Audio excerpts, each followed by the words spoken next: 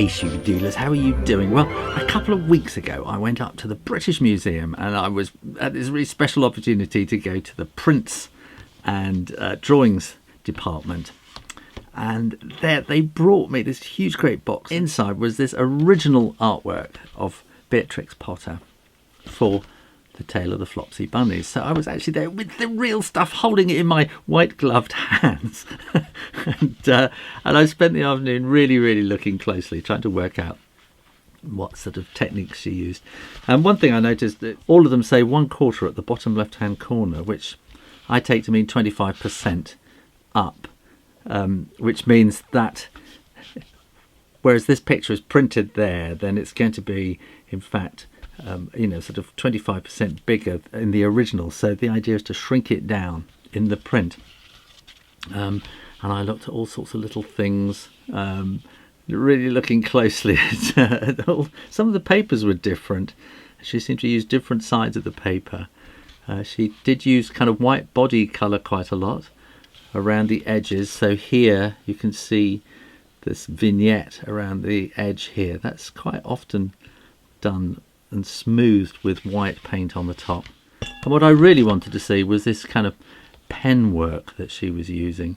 So she uses kind of a mixture of this sort of very gentle drawing and then sepia pen and then watercolour on the top. And you can tell very much that she builds the painting up from the background. So you can see here it's very pale in the background. She kind of builds it up to the front where she then puts in the stronger colours. And these are some little sketches I did from the originals. And the originals are, of course, much more crisp. This is an earlier edition. They've redone them recently. And I don't know, there's something about the new ones, the new scans that they did, they're just too crisp somehow. I like these. I like the older printed versions. I think this was on the train on the way home. I was kind of thinking, and I put page 32, the bunny under the bag really did take my breath away.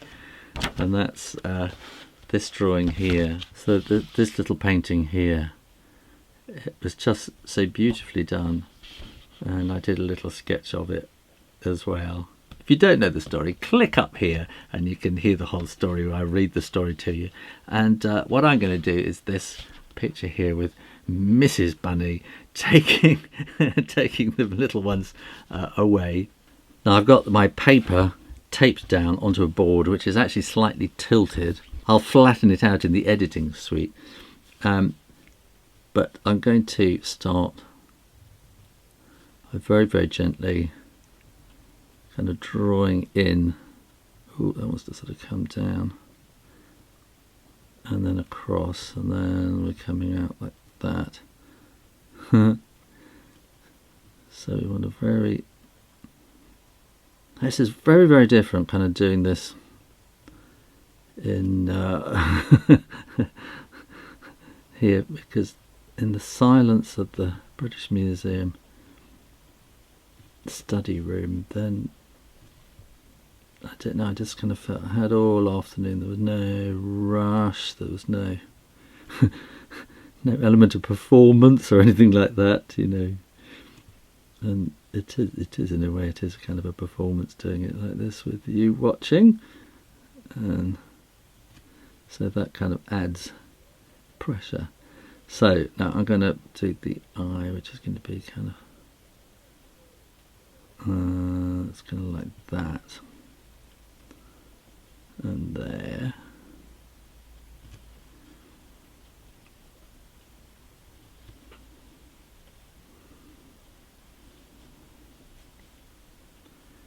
And then this eye wants to be kind of like that.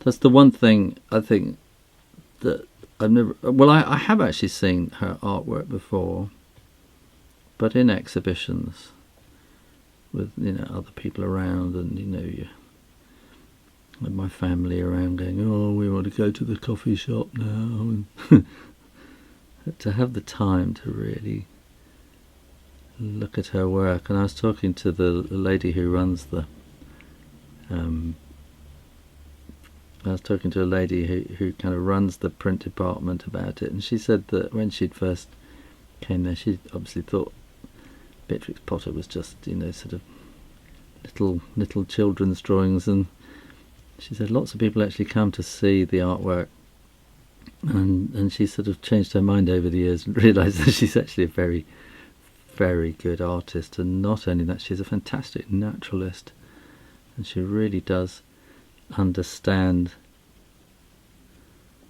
you know,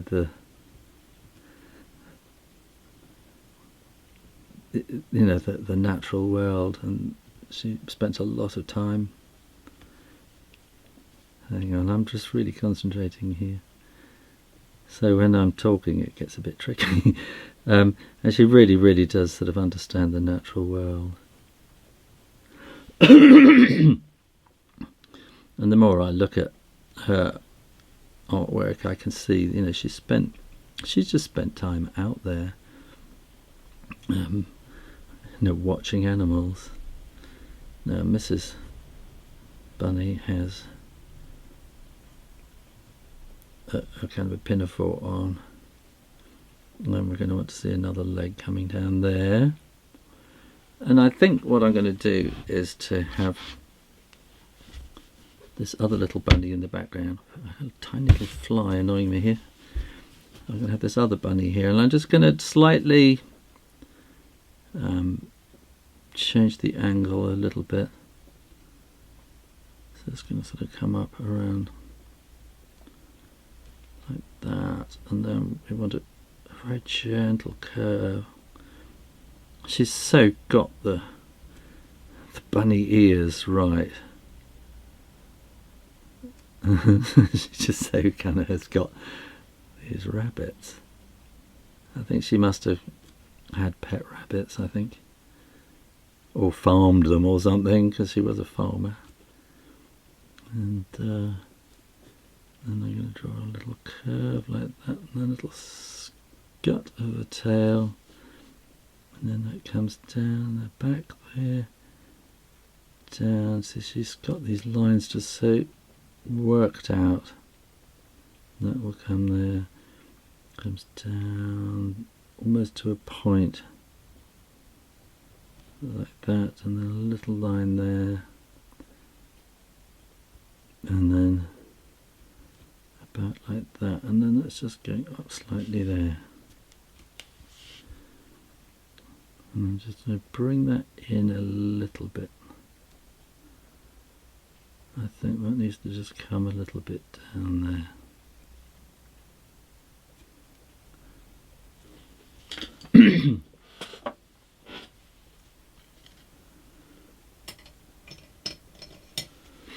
So the next thing I did was I had to go and find some sepia ink. I found this stuff, Rurers Ausschreitungstuschbister. So I got for Cornelison, who are an art shop round the corner from the British Museum. And this is a kind of a sepia tone, and it's waterproof. That's the good thing about it. And then I'm using a speedball. I think this is a speedball. Oh, I'm not sure now. Anyway, this was. Oh, I'm not sure it is a speedball. Anyway, this is a little croquille mapping pen. Because I'm looking at the way she's drawn, I'm pretty sure that's kind of what she was using. So this will do kind of really fine lines. It's picking up bubbles as well. So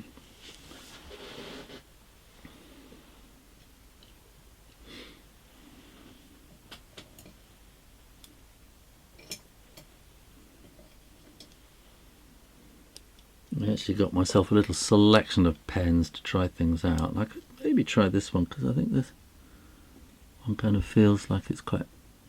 Actually, I might going to use this one instead, because this one will do very, very fine, but it will do quite thick as well. I think this is actually quite dark. Oh, I've got the wrong glasses on.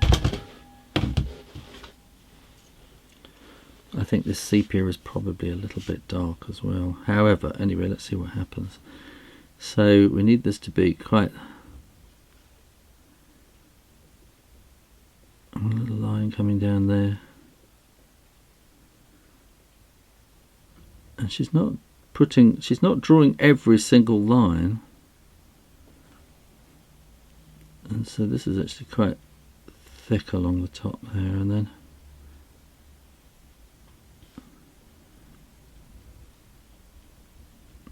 this is where she gets those nice kind of little feathery pen marks. I'm trying to see what we've got here, I think, and then so it's going to be in the eye. And I think, you know, you'll be some people saying, oh, but he always uses a rotring pen, you know, but there are certain things that you just cannot do with a rotring pen, or a modern kind of, you know, off the shelf pen that you might buy. There are certain things that only a dip pen can do. There are certain marks that only a dip pen can do. And so I'm just going to keep working this around. I think that line is too shallow there, so I'm going to draw the little bunny in now. And this is going to come on this, just give it a little bit of a darker line there, and then just in, kind of like that. And then just she's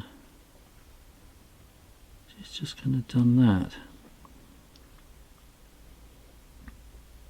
and then I think the mums can come in like that, and then we want to have whiskers coming out as well. I think, oh, I haven't quite got that there. It's so I mean, you can kind of add a little bit as you're going along. So, and you can hear it's quite scratchy. I think there's a little bit of shade in there. Now let's put this little paw in here. And then we can just see Mum's paw coming in to hold underneath here, and then this becomes quite sort of scratchy around there, and then this becomes very, very fine line. And then a little sort of hint of the tummy there.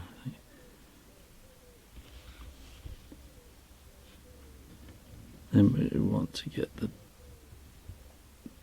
pinafore in down there, which is quite a bit thicker line at the bottom to get that kind of shade. And then that's coming forward slightly. And then we've got quite a thicker line on there.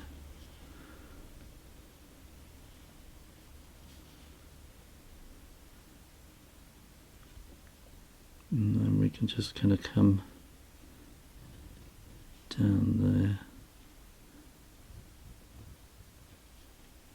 So I've got a feeling this is going to be a longish video, so just keep watching and I'll just keep nattering. So, and why am I doing this? Why am I doing this? Why have I suddenly become a bit obsessed with Beatrix Potter? I don't know. Well, I think, you know, for one thing, you might have noticed I haven't been making videos for a couple of weeks. And the reason for that is, I'm just going to put some little marks in there. The reason for that is I've been doing a huge amount of artwork and I just haven't had time. I managed to keep things going on Draw Stuff Real Easy channel. So if you're really missing things, you can always go over there. And I want a little bit something coming up there. Let me just concentrate there. Good. And here I think we need to have something like that, which means we can then bring this line around there, and then that will go there. We don't want this to be too... I think I've made, yeah. Is this okay? Is it looking okay? That's better, I think. Yeah. So I've been doing a huge amount of artwork. So in the last month or so, I've illustrated 2 picture books and a 90-page black and white book. So I've been up to it, and you know, it's all to do with deadlines. It's got to be done. Printers are waiting, and but oh, I finished that huge, great pile of project yesterday. So I've got a little bit of time today to do this, but I think I'm having a bit of a, well, you know, if you're a follower of my videos, you'll know that I've been humming and hawing a lot just recently, and so I'm not exactly stopping this channel, but I'm certainly not doing quite so much. I think I'm going to keep Draw Stuff Real Easy really going, but this channel is going to become much more, I don't know how you would describe it, it's going to become much more probably about children's books and about being an author and things like that. And I'm not going to feel a pressure to keep doing stuff every Friday and stuff. So it's going to be, this channel is going to be much more kind of as I feel like it now, because you know, I've been doing it for years and years now, and I think just doing what I have been doing isn't really satisfying anymore. So I'm going to do what I want to do rather than feel like I don't meet a Friday target every week. Right, now I'm happy with that, so I'm going to get my hairdryer and make sure that it's dry before I erase the pencil lines. Okay, I'm hoping that is dry. So I'm going to erase the pencil lines, although you can see pencil lines in Beatrix Potter's originals. But she's very, very, very gentle with them. Hardly touching the paper, really. So, now I have a spider appearing. Can you see? Come here, you. So I would say, in fact, that I would say this artwork is probably half up, maybe even more, which is quite a lot more than, quite a bit bigger than Beatrix Potter did hers. And I'm just going to I'm mixing up a, let me get this over here a bit. I'm mixing out a little bit of Naples yellow with a bit of kind of mush, which I just kind of picked up from here. So, and I'm just going to very, very gently kind of paint these in. And yeah, let me just see like that. So the ears are going to be quite pale, and around the mouth as well. So now I've cleaned my brush, and so I'm going to just leave it like that for the moment. And similarly here, I think I made her ear a bit big actually here, but here I can paint this, and around her eye we need a little bit of white, and it needs to get a bit whiter around her mouth, and we need a little bit of white underneath the eye there. But we keep it kind of white around the mouth, and then this little bunny needs to be kind of brown across there. So I'm really kind of sketching in shade, I suppose, at the moment. And we want a little bit kind of around like that, and a little bit around. But you got that nice fluffy white baby bunny tummy like that, and then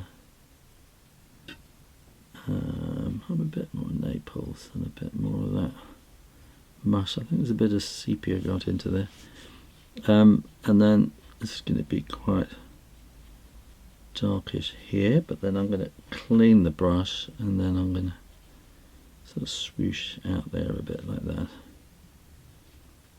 Oh, now that is all completely wrong. I've picked up completely the wrong colour from somewhere there. So I'm just going to try and wet that and soak it with my kitchen towel and dab it off. So that's done that. Okay, good. And then we've got this kind of soil, so I put a bit of sepia in there, and then, oh, it's got a bit of red. So we've got this garden path, and I am now here using my new rosemary brushes, and I'm I was really surprised. You can see my video here all about rosemary brushes, and I was quite surprised, because I kind of just got some to try out and see what they were like, really. And there's a little bit of pinkiness in this path, and anyway, so this one here, it's number 6, Rosemary Series 344. So anyway, I started using it on my latest picture book that I've been doing, and it was like, wow, and it's a really, really long point, and it was like, this is just the brush I've been wanting all my life. Why didn't I know that brushes like this exist? And I just fallen in love with this brush. And then towards the end of the second book, it kind of wore out. So let me show you. Look, it's kind of worn out a bit, and so well, I need this. So I went and ordered another one. I thought, just fair enough. And I've been working it hard over 2 books, and then when I went to order it again, I was really surprised. I forgot that I'd ordered nylon. So this is actually not a sable, because I was assuming it was sable all the time. I was thinking how lovely it was. So I've been really amazed how I've been using a synthetic brush, assuming it was sable. So I'm now really very, very happy with this brush, which is an awful lot cheaper than sable. And it has a wonderful spring to it. And because it's so much longer, it kind of holds a lot of colour, which goes a long way, but at the same time you get this fantastic, really sharp point, which is really flexible. Now, other things I got from Rosemary, which I've never used before. This is really much shorter brush than I've ever used. It's this Series 307, which is also synthetic. But this is a spotter, or I think it's a spotter, which I've never used before. But you can see you get this spotty kind of thing, which I've never used a brush like this before. I've seen work done by a brush like this before, but I've never kind of tried one before, and it's again liberating and and new and exciting. So I'm just kind of going to put a basic and a little splodge of colouring down there. So I'm having a lot of fun here. So why am I doing Beatrix Potter? One, because I was brought up on the stories and I really love them. And let me think. I think we need some kind of. This is sepia. So it's a very dark brown. I'm going to add a little bit of burnt sienna, and this is a bit of ochre. So yeah, let's try that. So what was I saying? I think it needs to be a little bit redder, so I'm going to add a bit of alizarin. That's too much alizarin. A little bit of, and then a bit of ochre. So a lot of this is about mixing, isn't it? Oh, that's much too dark. And so it's all about focusing here now. I can put a little bit more in there. So there's a lot of kind of dib dab, just moving paint around on the. This needs to be a bit darker in there. I can do a bit of that. So yeah, I think like I say, I've been doing these videos on YouTube for 8-9 years now.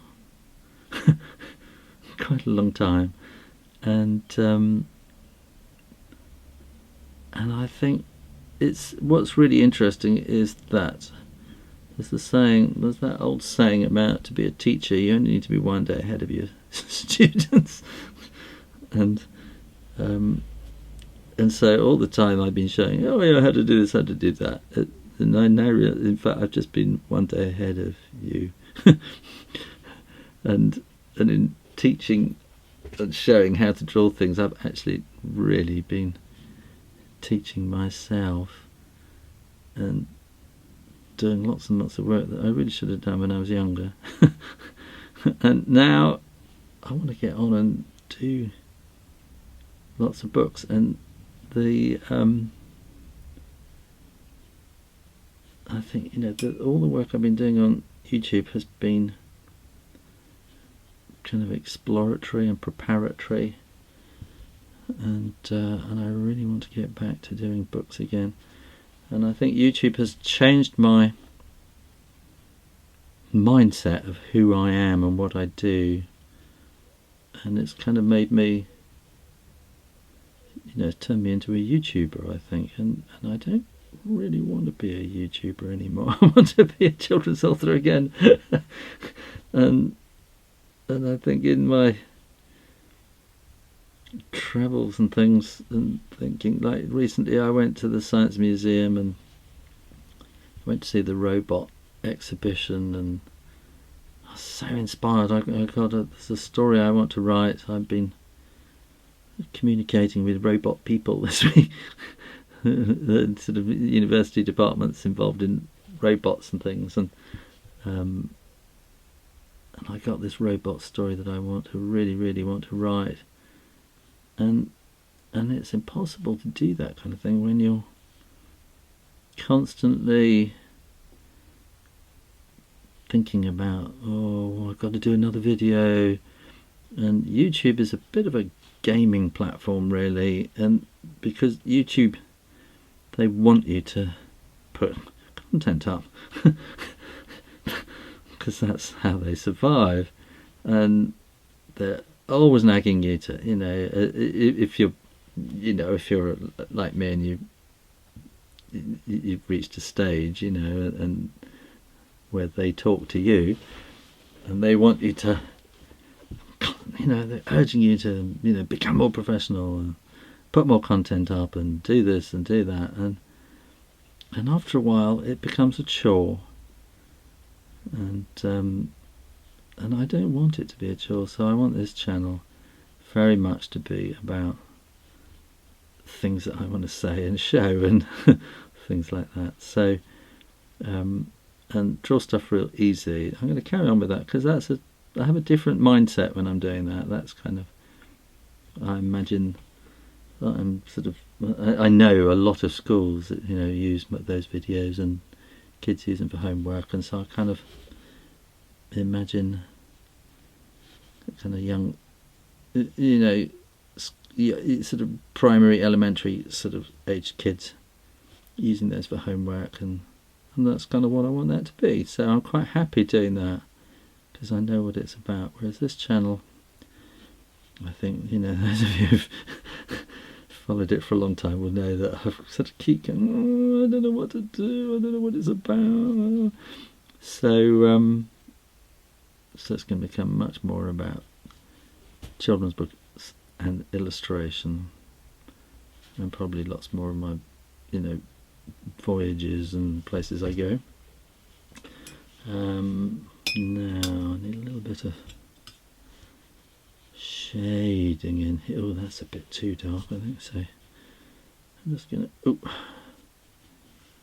shade that down, and then we can bring that in a bit there. I think now we got a little bit of yellow in here, so we're going to want a little bit of yellow around the eye. Oh, I did wonder while I was looking at her work whether she did the inking in afterwards. It's quite hard to tell. Now I'm going to put a little bit of goldiness in there and a little hint in there. Not much though. And we need a little bit of blue. I think she's got a touch of Prussian blue in there. So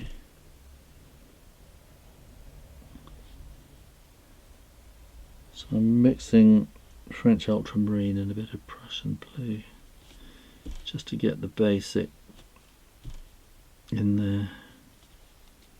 Make that quite pale.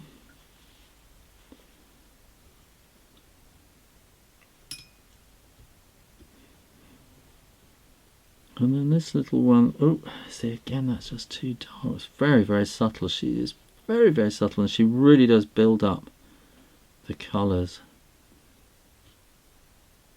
And you might be thinking, colours, these are really boring greys. In a way, I suppose they are. So I need a little bit more warmth in here, I think.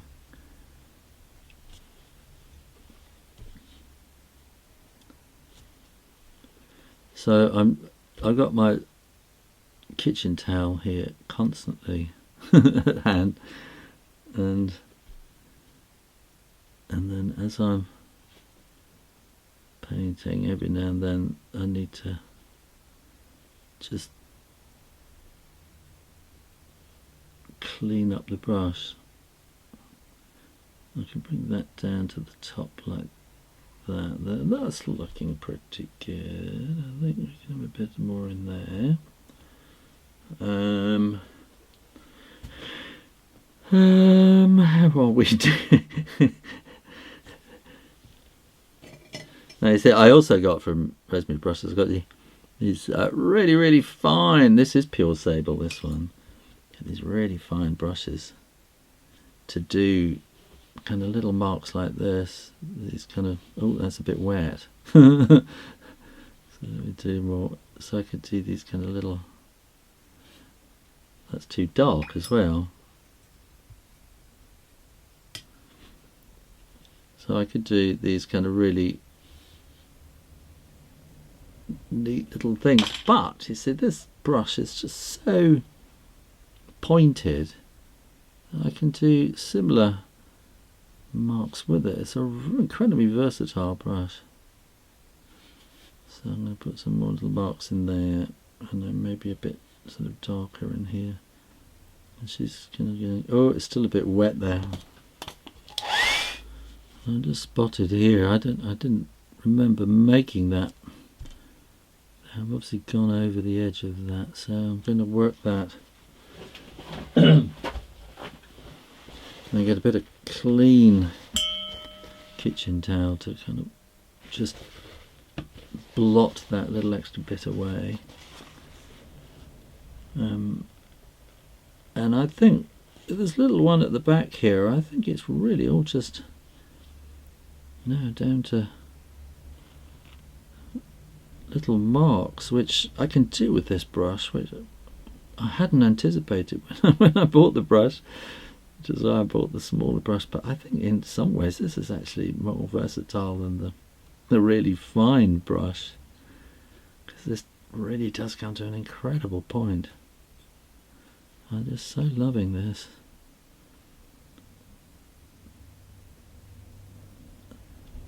It's slightly getting used to the fact that it really does hold a lot of water for such a small brush, a lot of colour. So I do have to keep sort of drying the brush every now and then sometimes, because it's got too much water on it. too much colour, but that's okay. I think, you know, every brush, every technique, everything, you know, you have to kind of learn these little ways, and very soon they become almost like habits of, and then you find you're just painting and cleaning the brush and doing things as you go along without really thinking about it.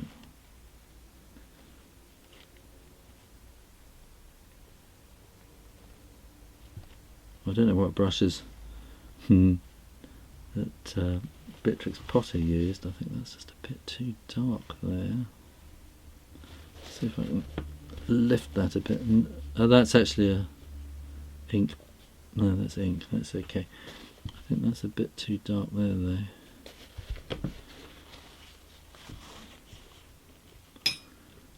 And I'm going to bring in a little bit of Naples yellow here, I think, just to kind of warm it up a little bit around there.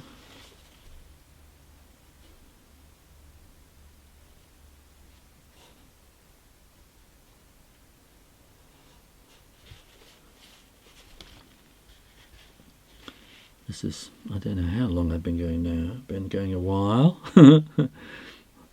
And I can see we need to put some little bits of something in there.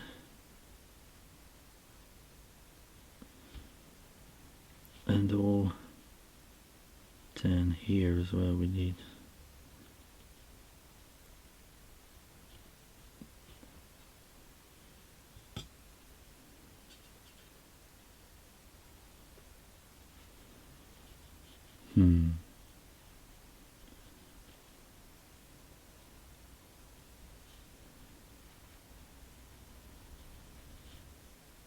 Yeah, well, there we go. This is what happens. You go all silent when you're concentrating. And we need to get this little full pour in there as well. Like that. So, ooh. Yeah, concentration. So,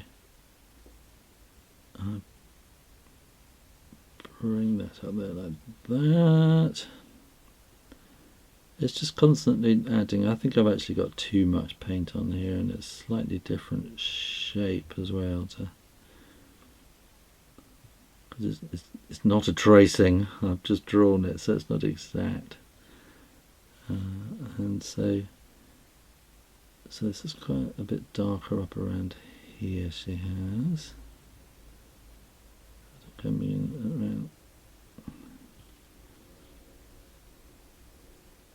Like that, and then we want that line coming in there a bit, and we need, I think, look, this sort of coming in just over the eye, and then this wants to be sort of coming up underneath, and I think we need this to be just a little bit kind of like there as well. And oh, so I'm losing all the, the brushes drying out because I got hardly any water on it at all here now. We want that to be a bit darker in there, and that needs to be a bit darker.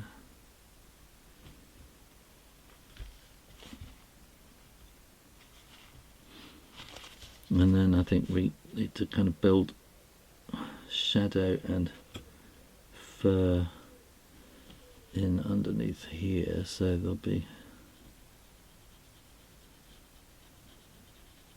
kind of like that. And then I'm going to go back to my spotting brush and do a bit more on the green. And so here, you see this? This is just dabbing, and you get this lovely kind of leafy effect. Which, if I was to do it with this brush, you see, you get a completely different shape altogether. And so there are some effects you will try and try to do, and you will never will, because you haven't got the right brush. It's like, I don't know. trying to dig a garden with a fork or something. You know, you'll get there, but your spade will really dig in and turn the soil in a different way. Now I think I think all I really need to do is a little bit more on the bunnykins head. So I think he needs sort of bit of darkness in there, and then a little bit more darker down there. But he's not really massively kind of got furry lines on that she's put in on hers. So I'm kind of loath to do too much to him. And I think I might get a bit of very pale green and just sort of spot a little bit in around there, just so you can see that something's going on in the background, and then just spotting. Oh goodness me. I think if I'd have met all these brushes years and years ago, never mind.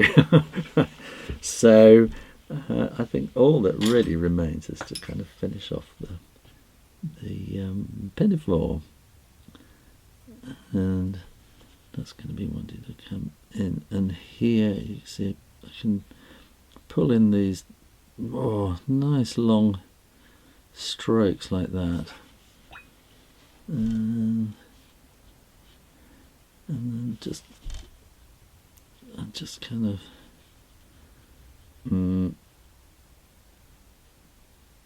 wetting the brush and just kind of pulling the colour down that little bit. And then I think maybe I'm just going to get a little bit more Prussian blue in there, so I'm just going to dib dab and drop in like that. And I am going to call that it. I'm going to zoom in. Here we are. Oh, like that. I can check the focus. There we go. Cool. There we go. Well, I hope you enjoyed that. It's not quite exactly how she did it, but I'm just kind of learning techniques from her, trying things out. Thanks for watching, and you can support this channel and get so much more on my Patreon page. Click to find out more. Make sure you are subscribed to the Shoo Rayner Drawing Channel on YouTube, and in the meantime, keep drawing, practice, and I'll see you next time. You take care now. Bye bye.